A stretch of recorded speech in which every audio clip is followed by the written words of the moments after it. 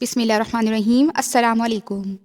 غوث پاک رحمۃ اللہ علیہ کی ثقافت کا دلچسپ واقعہ جاننے کے لیے اس ویڈیو کو پوری ضرور دیکھیں۔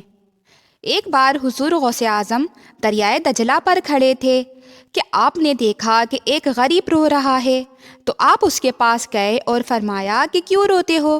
تو اس نے کہا کہ حضور، میں غریب ہوں، میں نے اللہ سے کہا تھا کہ ادھار سفر کرا دے، مگر اس نے منع کر دیا۔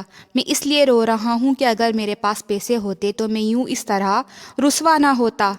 دریا کے اس پار مجھے کوئی ضروری کام تھا۔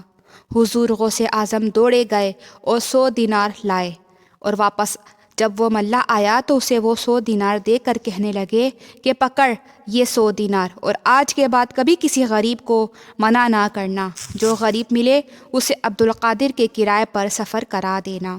سبحان اللہ۔